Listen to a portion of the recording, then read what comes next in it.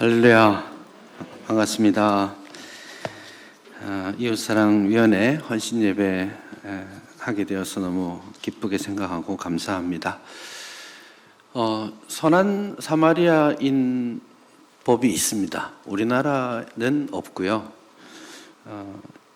미국이나 캐나다, 유럽 몇몇 나라들, 일본, 심지어 북한에도 있긴 있습니다. 정확하게 어떻게 작동되는지는 모르겠지만 선한 사마리아인 법이 있는데, 그 내용인 즉슨 어떤 사람이 위급한 상황을 만났을 때 그것을 본 사람이 도와주도록 하는 법률입니다.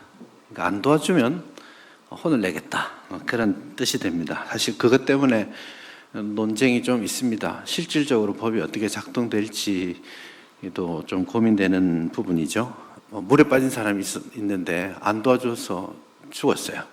그러면 나한테 어떤 책임이 있죠?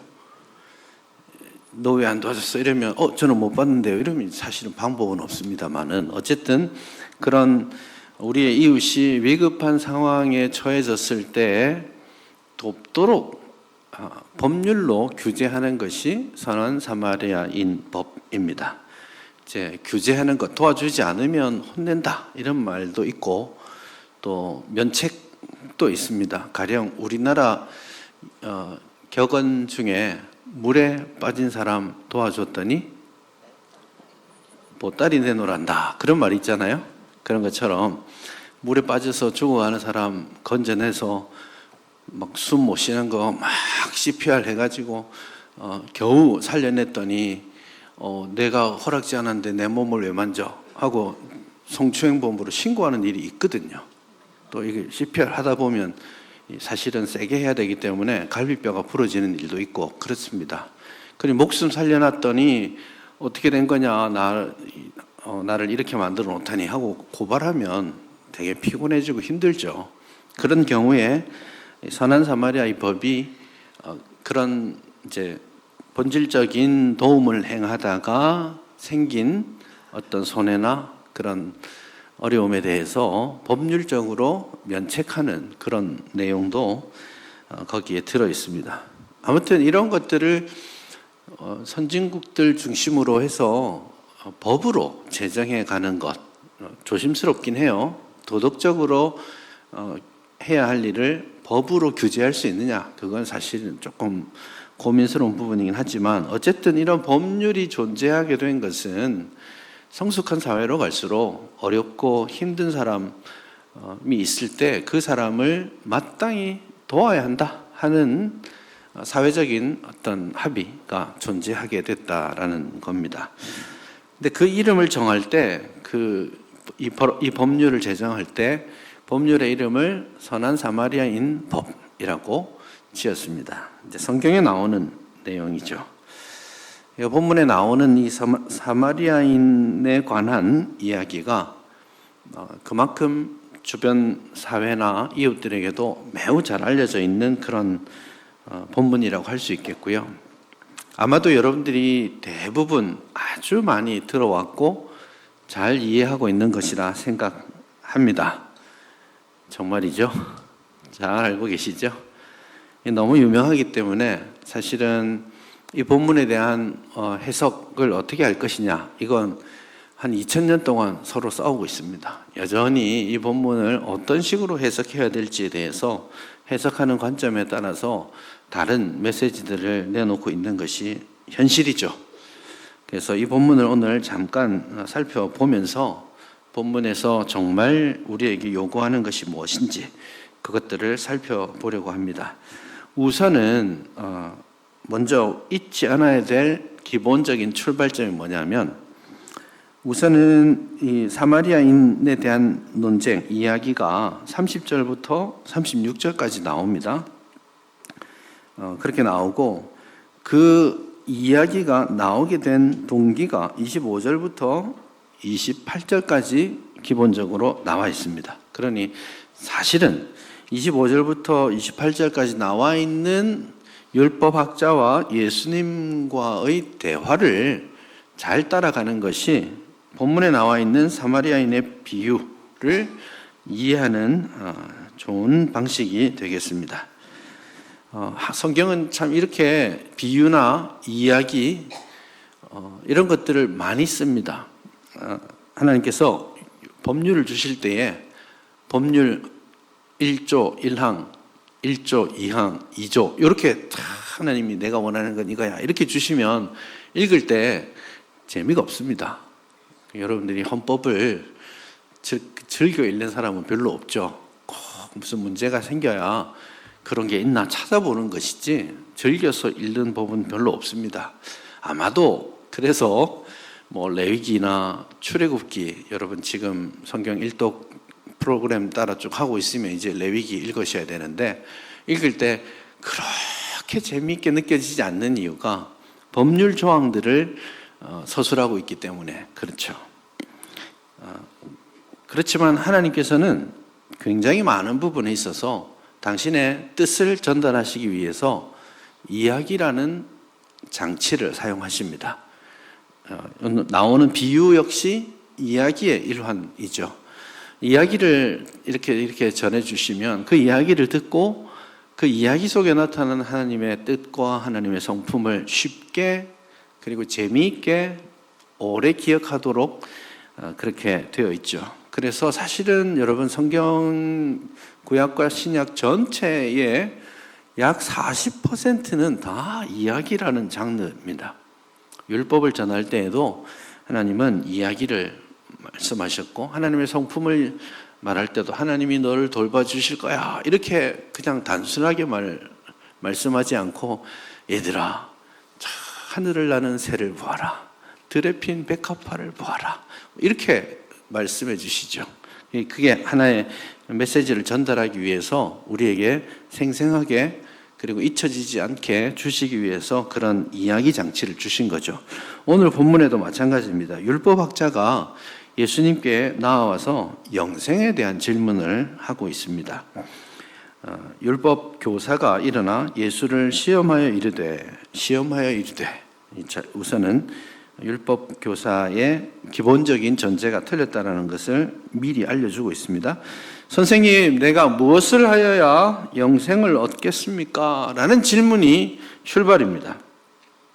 거기에 대해서 예수님이 이렇다 저렇다 대답하시지 않습니다. 왜냐하면 율법 교사는 지금 예수님을 시험하기 위해서 궁금해서 질문하는 거 아니에요. 답이 뭔지 알고 있습니다.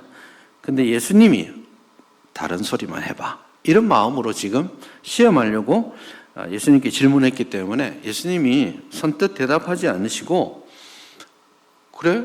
성경에 뭐라고 돼 있니? 이렇게 반문하십니다. 너 율법 교사인데 율법에 뭐라고 돼 있는지 말해봐. 이렇게 거꾸로 반문을 하니까 질문하려고 했던 사람이 얼떨결에 답을 말합니다. 27절에 보시면 하나님을 사랑하고 이웃을 내 자신과 같이 사랑하라. 이게 율법을 요약한 것입니다. 이거죠. 우리가 십계명에서도 10가지 계명을 말하고 그걸 마태복음에 나오는 본문을 가지고 이 두 가지로 요약해서 말하는데 하나님을 사랑하고 이웃 사랑하는 것이 율법을 정의하는 겁니다. 그러니 어떻게 하면 영생을 얻죠? 라는 질문에 예수님이 그래? 성경에 뭐라고 돼 있니? 라고 반문하셨고 거기에 대해서 하나님 사랑, 이웃 사랑이에요 라고 율법학자가 얼떨결에 대답을 하니까 이제 예수님께서 그래, 네 대답이 맞아. 그러니까 가서 그대로 행하라. 그렇게 말씀합니다. 가서 그대로 행하면 되겠지? 라고 말씀하셨을 때에 한 번 더 질문합니다. 사실은 여기서 끝났으면 좋았을 뻔했는데 그 사람이 예수님께 두 번째 질문을 합니다. 내 이웃이 그렇다면 나의 이웃이 누구입니까? 이렇게 질문합니다. 이 질문도 불순한 의도가 있습니다. 29절 보면 그 사람이 자기를 옳게 보이려고 그렇게 말합니다. 그러니 자 여러분 이 율법 교사가 예수님께 영생을 어떻게 얻습니까? 라는 질문을 몰라서 질문한 게 아니죠. 그러면 두 번째 질문도 마찬가지입니다. 내 이웃이 누구입니까? 답을 몰랐을까요? 알고 있습니다. 답을 정확하게 알고 있는데 자기가 우쭐하게 하기 위해서 예수님께 그러면 내 이웃이 누구입니까? 라고 질문하게 된 것이죠. 그 질문에 대한 대답이 우리가 알고 있는 사마리아인의 비유입니다. 그래서 이 비유를 볼 때에 2000년 동안 싸운 꽤 중요한 이유들 중에 하나가 비유를 자꾸 분석하려고 합니다. 비유를 보고 예를 들어서 어떤 사람이 예루살렘에서 여리고로 내려가다가 내려간다고?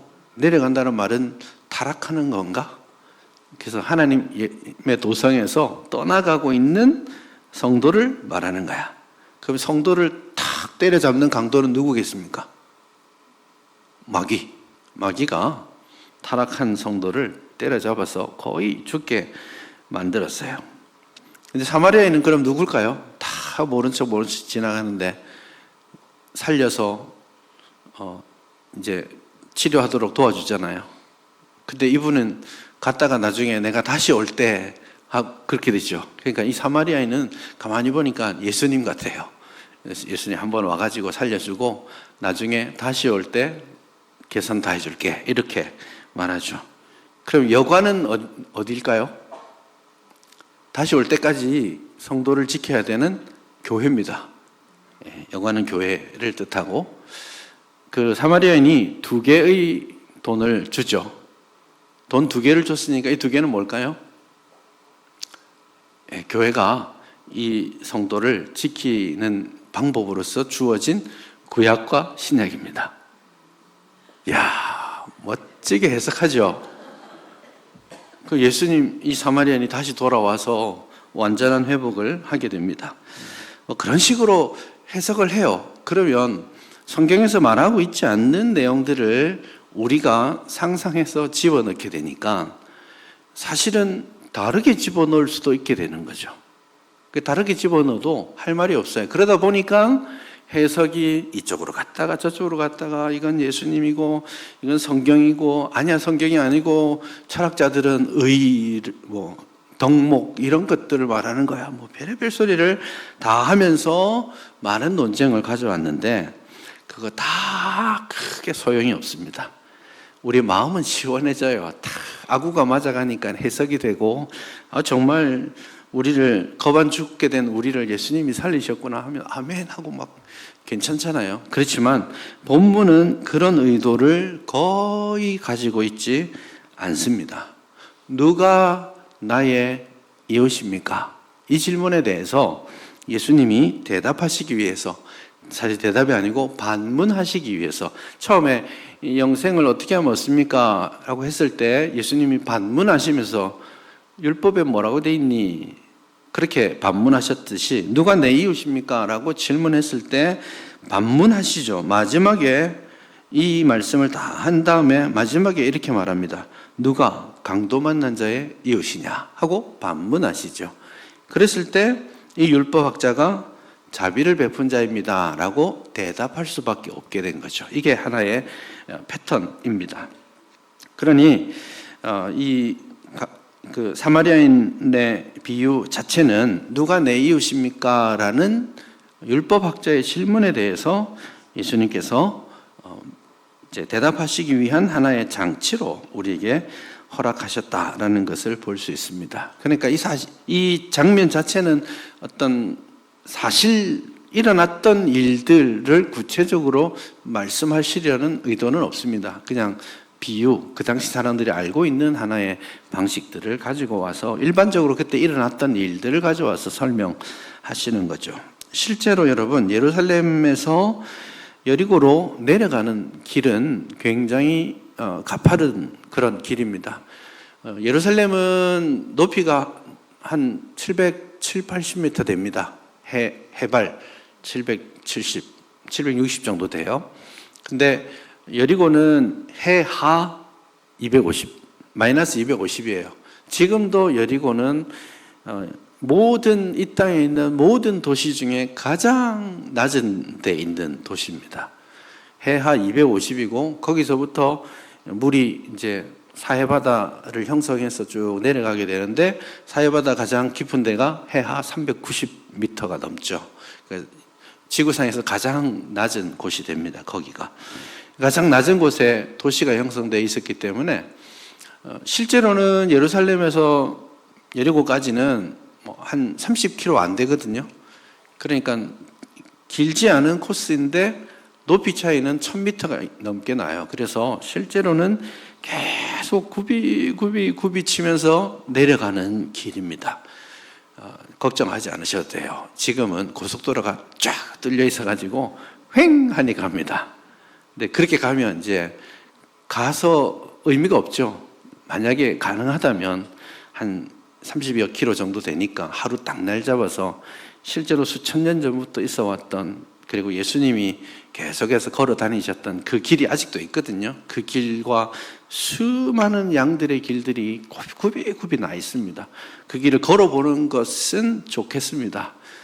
여행사 따라가면 걷기는 힘들고요.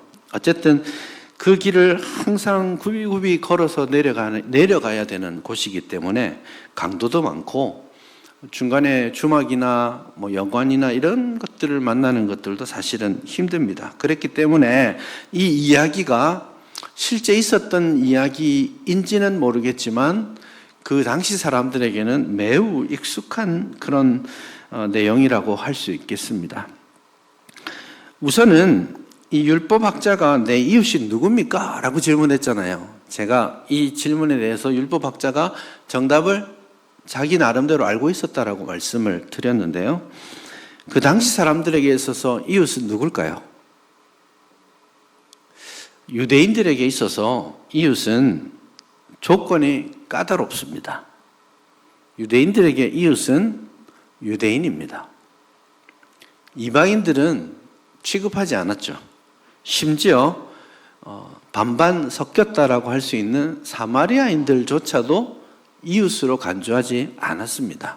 그래서 내 형제, 같은 신앙을 가지고 같은 결례를 행하는 그 사람들만이 이웃이다라고 그 당시에 대부분의 유대인들은 생각하고 있었습니다. 그러니까 그걸 염두에 두고 자신을 옳게 보이기 위해서 내 이웃이 누굽니까? 라고 질문한 것이죠. 그렇지만 예수님은 이번에 그 대답을 깨뜨리기를 원하시는 겁니다. 그래서 어떤 사람이 예루살렘에서 여리고로 내려가는데 강도를 만났습니다. 거반 죽게 되었습니다.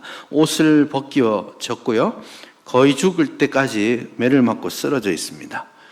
자, 이 사람은 유대인일까요? 이방인일까요? 성경은 말하지 않습니다. 이거 중요한 출발입니다. 옷을 벗겼기 때문에 더 알 수가 없습니다. 막 피투성이가 돼 있죠. 옷이라도 딱 입고 있으면 제사장인가? 레위인인가? 양복을 입고 있으면 좀 뭔가 오피스에서 일하는 사람인가? 이런저런 생각을 할 만한데 홀라당 다 벗겨서 가버리니까 그냥 누군지 알 수가 없어요. 죽어가고 있지만 피를 흘리고 있으니 이 사람이 유대인인지 사마리아인인지 완전히 이방인인지 신분이 어떠한지 아무것도 오늘 본문은 정보를 주지 않습니다. 만약에 이 사람을 도와야 한다면 이 질문이 틀린 겁니다. 내 이웃이 누구입니까?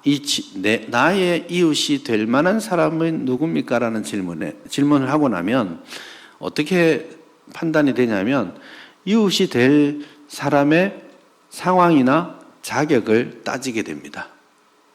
여러분, 이거 영향이 있습니다. 오늘 집에 가다가 막 쓰러져 있는 저를 봤어요. 여러분이 저를 봤으면 여러분은 저에게 와서 도움을 주시겠죠? 예, 주실 겁니다. 아유, 목사님 이게 뭐예요? 하고 도와줄 거예요. 상황이 어땠는지 이것 따지지 않고 우리 교회 목사님이니까. 그런데 그냥 술에 취해가지고 쓰러져 있는 도움이 필요한 사람이 있으면 여러분 어떻게 하시겠어요? 생각이 많아질 겁니다.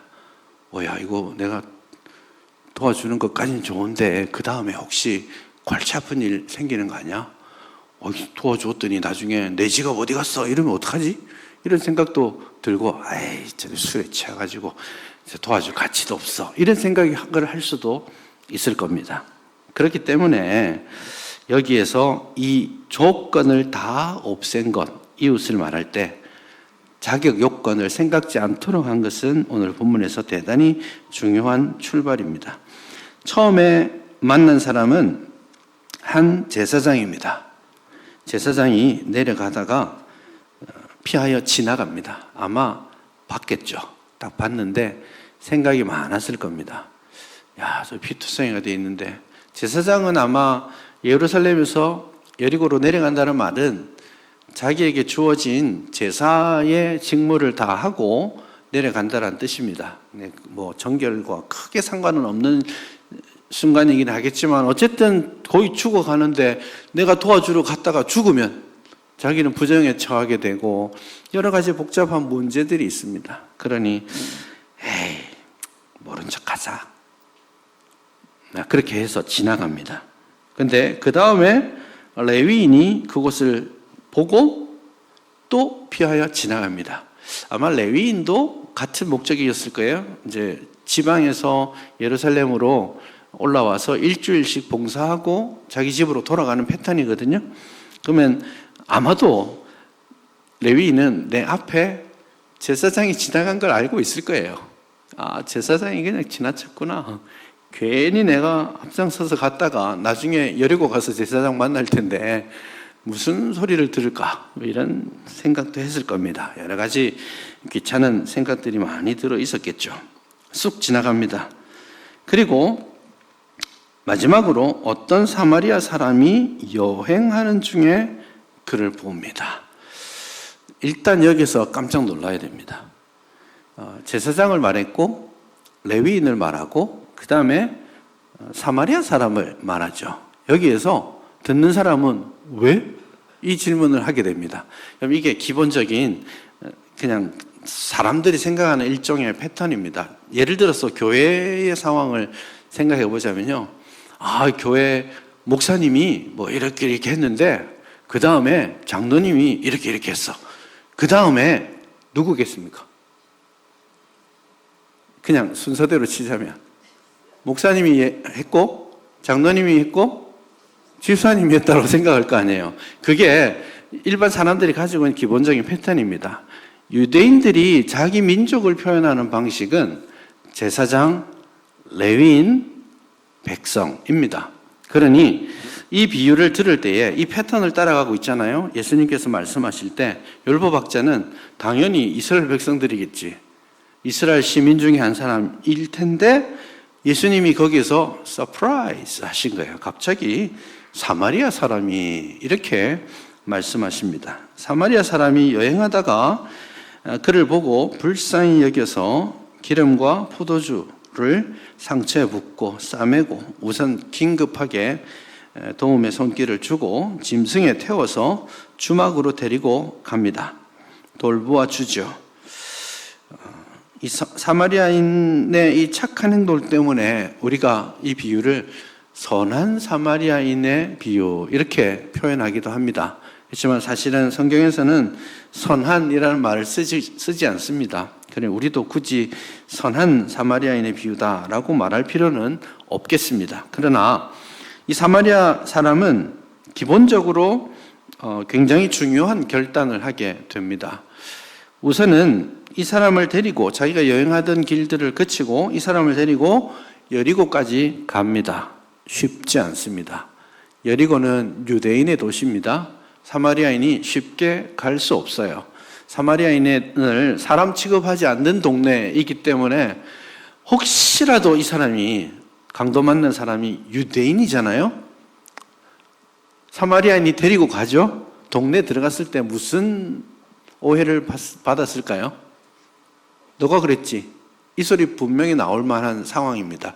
그만큼 사마리아 사람에 대한 그 당시 사람들의 인식이 좋지 않았습니다. 그러니 사마리아 사람이 이 사람을 위해서 여리고로 내려가서 주막으로 이 사람을 데리고 가서 도와주고 돈을 드리고 할 처지가 아닙니다.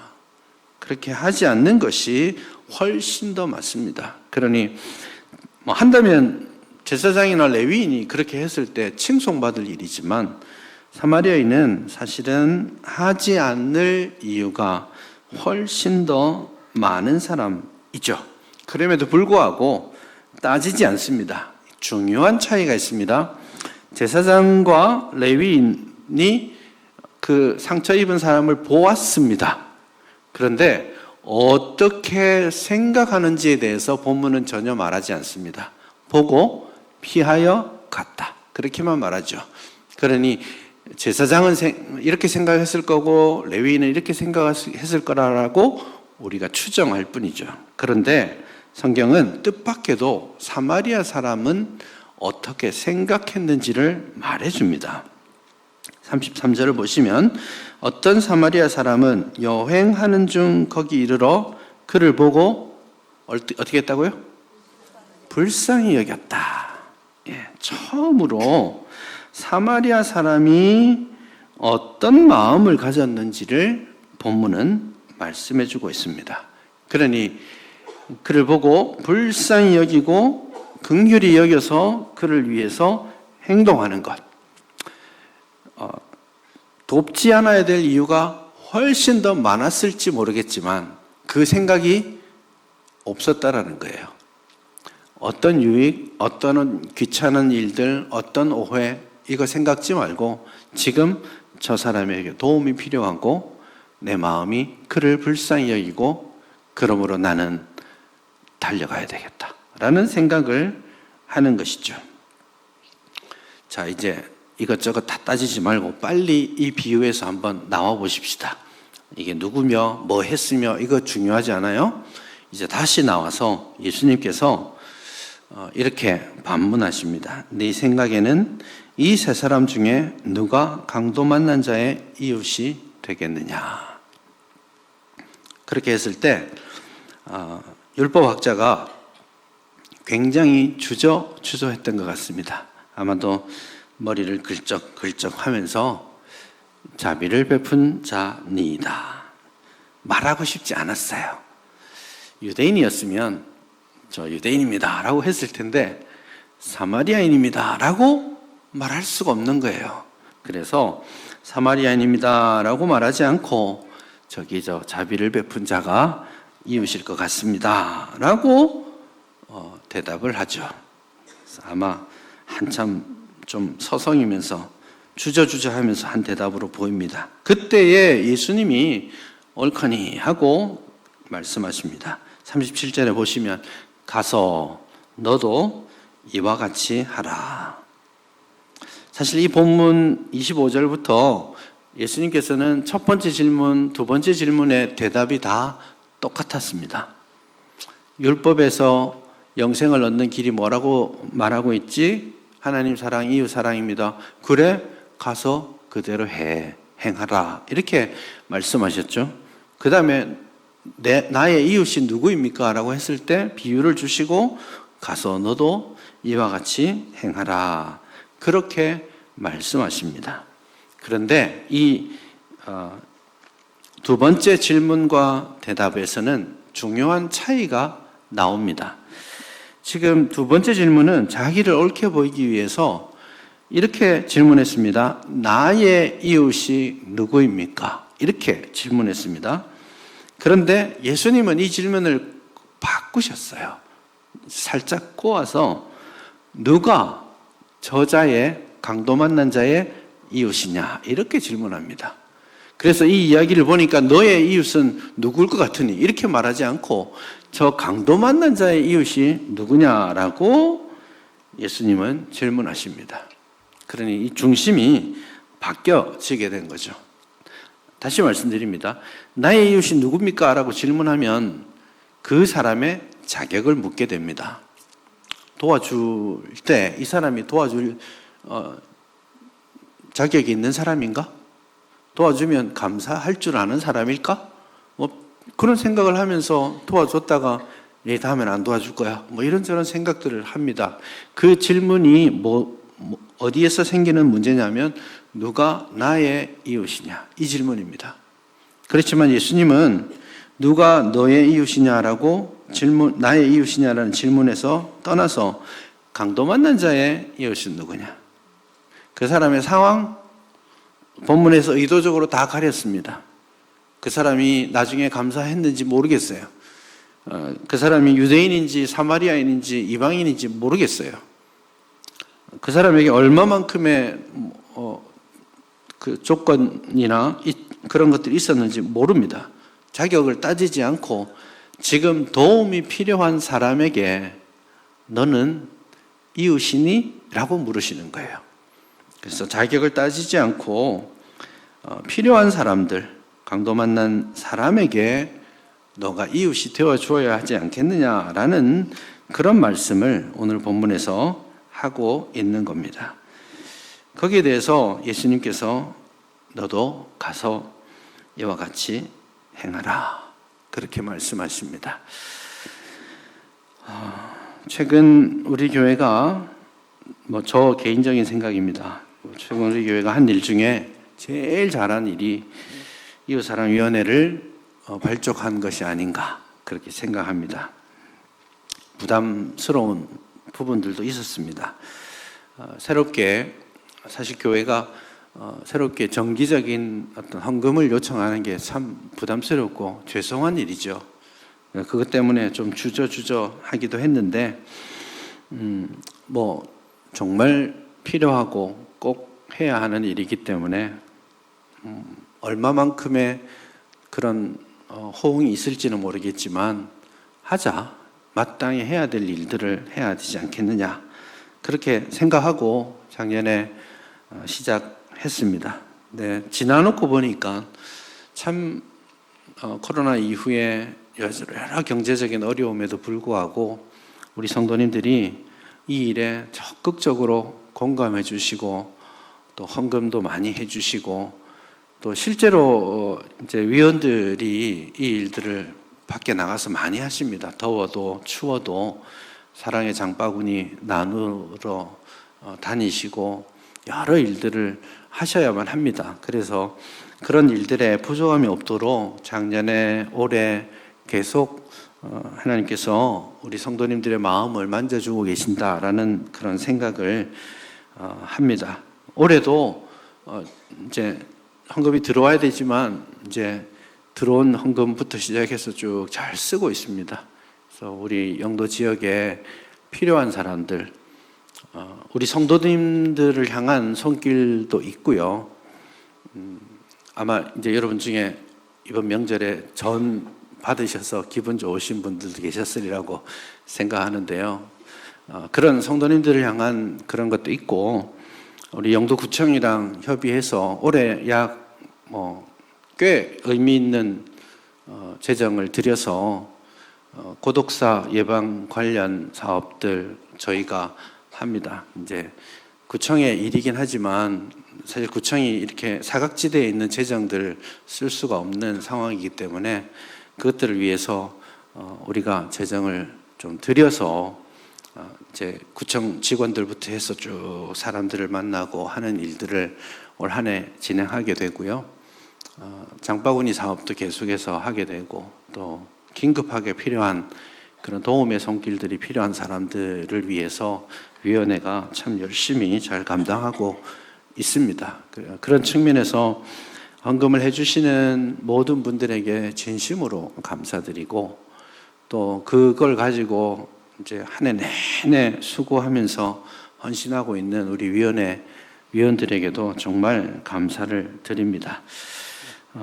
어쩌면 우리에게는 그냥 10,000원, 20,000원, 50,000원 이것들이 큰 일은 아닐 수 있겠습니다. 또 지나가는 일일 수는 있겠지만 그 수고와 섬김들이 맞닿아서 우리의 이웃들이 조금 더 위로를 받고 윤택하게 되고 그게 맞닿아서 복음을 만나는 그런 은혜와 역사가 영도 지역에 좀 일어났으면 좋겠다 그런 마음으로 또 기도하고 있습니다. 또 올 한 해 이 헌신예배 2월에 하는 이유 아시죠?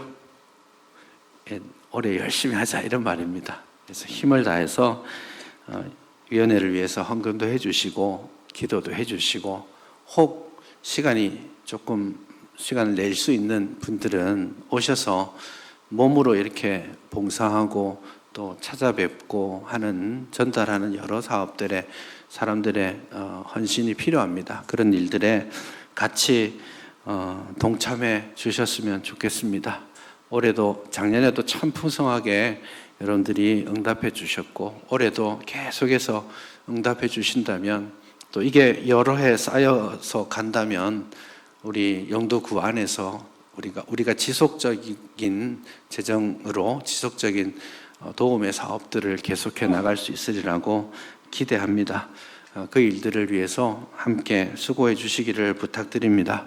우리는 어쩌면 정말 소망 없는 강도 만난 자가 아니었나 싶습니다. 허물과 죄로 죽었던 우리를 예수님께서 저 높은 보좌에서 긍휼히 여기시는 마음 하나 가지고 이 땅으로 달려오셔서 우리를 살려주셨습니다. 그 은혜를 기억한다면 우리도 또한 이것저것 따지고 생각하고 자격을 물을 것이 아니라 긍휼히 여기는, 불쌍히 여기는 그 예수님의 마음을 가지고 우리의 이웃들을 보고 그들을 위해서 기도하고 그럴 뿐만 아니라 오늘 본문이 진짜 요구하는 것은 가서 행하라 이겁니다. 불쌍히 여긴다라는 말은 단순히 아이고 어쩌냐라는 것에서 끝나는 게 아니고요. 긍휼히 여김은 벌떡 일어나서 그곳으로 가는 것을 의미합니다. 그렇게 주님이 우리에게 주신 준엄한 명령에 온전히 응답하실 수 있기를 주님의 이름으로 부탁드립니다.